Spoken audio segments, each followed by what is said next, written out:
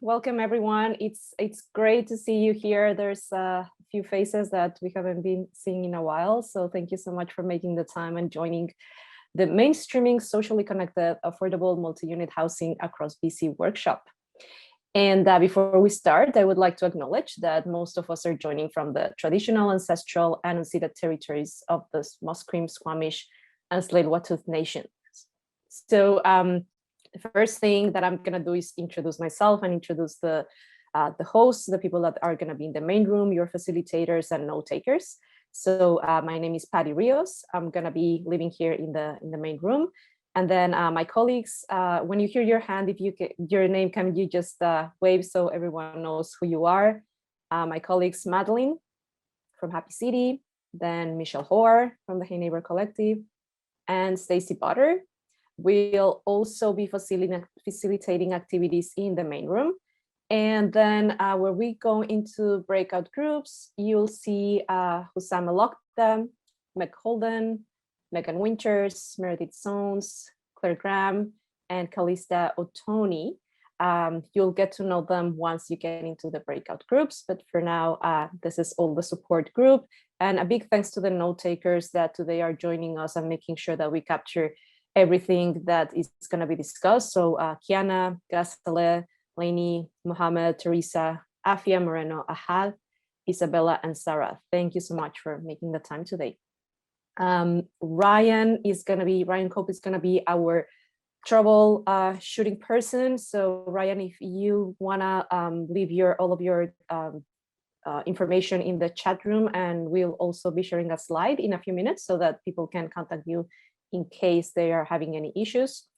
And we'll be keeping an eye on time. We know that this is a packed workshop. We want to get through a lot of activities. There's so many interesting things to go through, but we will do our best to stay in time and get to our break so that we can also have some stretches. So I'm gonna pass it over to Michelle, since she's gonna make some announcements before we get started. So Michelle. Sure. Did we want to share the slides? Can we get the PowerPoint going? Yes. Wonderful. Okay, great. Well, thank you everybody for being here. We already have a packed room and people are still coming in, so that's wonderful. If everybody actually comes that registered, we will be a little over 100 people today, including presenters, note takers, and facilitators. So clearly a topic that people are interested in, and we're really excited to hear what you have to say. I just wanted to take a really quick moment to thank our sponsors, our event sponsors for today. So BC NPHA, Landlord BC, Metro Vancouver, Vancouver Coastal Health, and Catherine Donnelly Foundation. Big help to have you guys on board. We're lucky to have 4 of those event sponsors with us here today. So BC NPHA, Landlord BC, Coastal Health, and I've missed somebody there. And United Way, actually. I don't know why United Way is not on there. That's my mistake, but we have lots of folks. So just very quickly, Hey Neighbour Collective is a 2-year-old collaborative project that's looking at ways to alleviate loneliness and social isolation in multi-unit housing. Patty's going to talk about it a little bit more in following slides, so I'm just going to keep it really high level. At the core of Hey Neighbour Collective is a community of practice made up of 6 partners, and you will hear from 2 of them today, Brightside and Catalyst. As our 6 partners do work on the ground to build community and social connectedness, we pair them with researchers. So our research partners at SFU and Happy City, and they're helping them to understand the impact of their work and build a body of evidence around it. And then as we're all learning together and documenting our various experiments, we're looking for opportunities to share what we're learning and explore potential system change through dialogue with a broader set of stakeholders. So today is a great example of that. And we are all very much still in learning mode, and so excited to learn from you. And I will pass it back to Patty now. Thank you, Michelle. So why are we here today? The Hey Neighbour Collective has been hard at work identifying opportunities to build community, social connectedness, and resilience in multi-unit housing. Loneliness, as we know, is one of the greatest challenges that cities across the world are facing today, and unfortunately, this has been exacerbated by social and physical restrictions during the pandemic.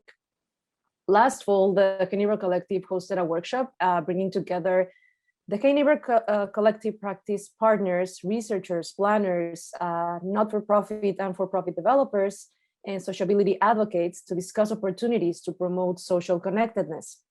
And the outcomes of this workshop were consolidated in a discussion paper for Metro 2050 that was shared along with the invite for the workshop. It was an update, hoping that Metro Vancouver can incorporate some of the recommendations to pursue system-oriented dialogue that explore opportunities to build social connectedness and resilience across Metro Vancouver. And while the collective has continued working on strategies that promote sociability and resilience through mainly social programming, some of these recommendations require to go beyond programming and take a look at the design of the space. So these recommendations, the ones that are taking a look at the design of the space, are fostering design education and dialogue for social connection in multi-unit housing, and encourage social connection co-benefits in housing upgrade programs. So today, the Happy City team, who focuses on finding the intersection between well-being and the design of the built environment, is collaborating with the collective to guide a series of online dynamic activities that explore these two Metro 2050 recommendations that focus on space design. We're going to be mainly focusing on recommendation number 1, fostering design education and dialogue, and we will be touching upon encouraging social connection co-benefits in housing upgrade programs. And we have 3 main goals today that we would love to keep in mind throughout the activities. The first one, learn from multi-unit housing initiatives that are focusing on promoting social connectedness, the successes, but also learn from the challenges that they have been encountering. Goal number 2 would be to discuss the identified challenges and identify meaningful ways in which we can come up with solution-oriented approaches that can enable change. And then goal number 3 is that, and this is more of an overarching one, we hope that this first conversation opens the possibility to other streams of dialogue where together we can address the long-standing barriers that are keeping us from actually promoting social connectedness. Many aspects that lead to feeling socially disconnected, and research points out that design has the power to help us address this challenge. All the people that are participating here today deal in some way or the other with the planning, design, and social programming of the space. And we're here because we know we have encountered challenges to build more connected and resilient spaces, but we also want to come up with solutions and explore positive changes. So that's mainly what we're what's gonna be holding the workshop. This issue of loneliness became tangible when surveys like Vancouver Foundation or My Health, My Community started uncovering alarming numbers. For instance, the Connections and Engagement Report in 2012, it was an eye-opener to a lot of organizations. It showed that half of Vancouver's population were finding it difficult to make friends. And this was especially true for people living in Vancouver for less than 5 years and for people over 65 years of age. And then My Health, My Community identified that 43% of residents in BC were experiencing low or very low sense of community belonging. And people with lower levels of social connectedness were reporting the higher levels of stress. And then we thought, the Vancouver Foundation thought, let's check how we're doing 5 years after the first poll and after some initiatives have been set so that people are starting to connect to each other. Compared to 2012, the proportion of people who reported finding themselves alone more often that they would like stayed more or less the same, still a significant share of approximately 1 in 4. And the report showed that people whose income is less than $20,000 a year are 2.5 times more susceptible to feeling lonely frequently. Age continued to play a big difference in feeling connected or disconnected. And I remember that one of the results that stuck in my head for a few days was the fact that people didn't participate in community life because they felt that they didn't have anything important to contribute or to offer to their community. So based on this, since 2012 and even before that, as this issue of social isolation and loneliness exacerbated, initiatives promoting social connectedness, resilience, and building a sense of community started to emerge.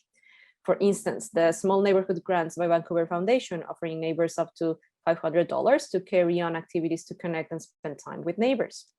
Hey Neighbor pilot that aimed to empower residents to host social programming to create and strengthen their communities. And now it has evolved into the Community Connectors program that Concert guides. And it was about the time also that the Hey Neighbor Collective also was established as a community of practice.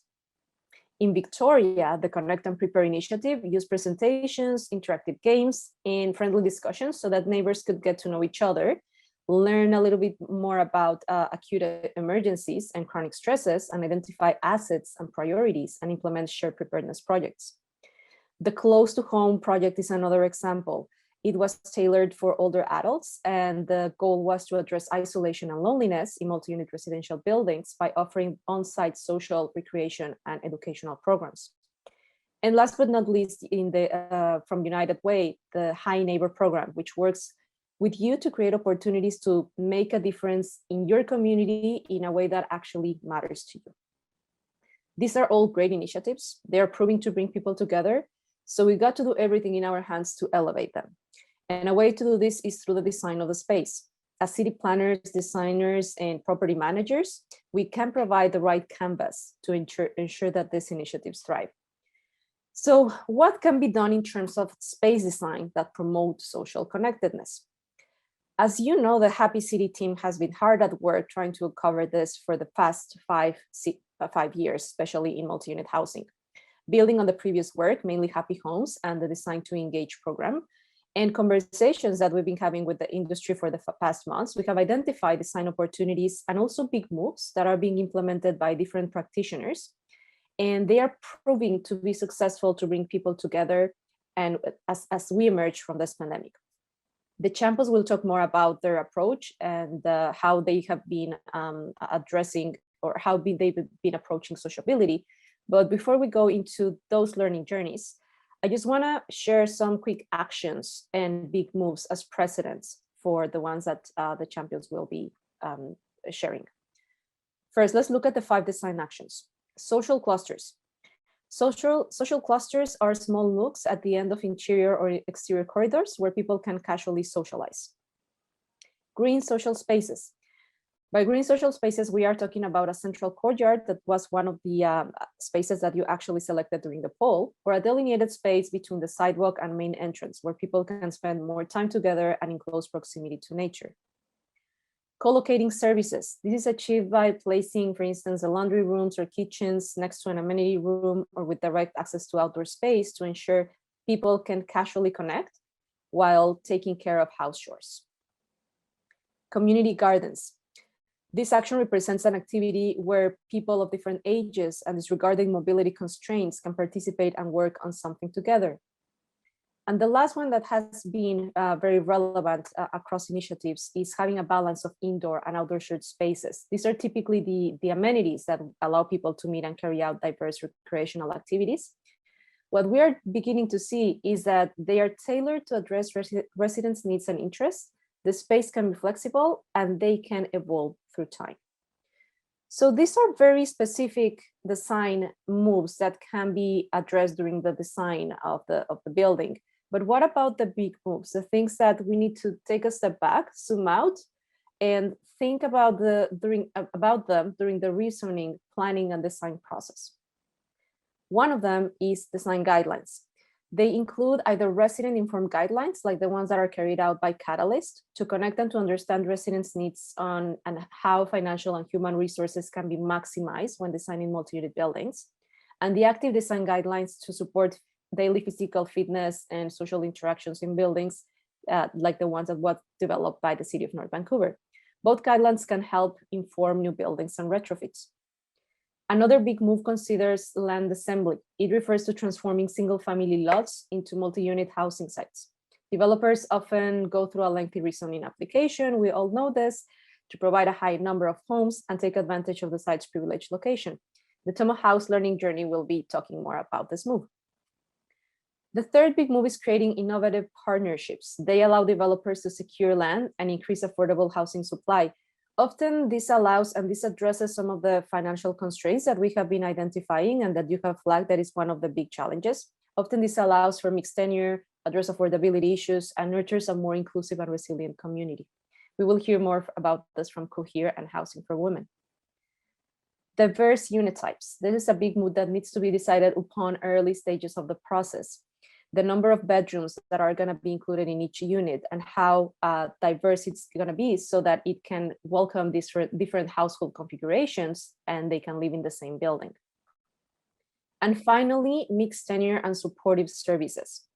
This includes locating supportive services and mixed tenure in the same development so people with different economic backgrounds and different needs can live together.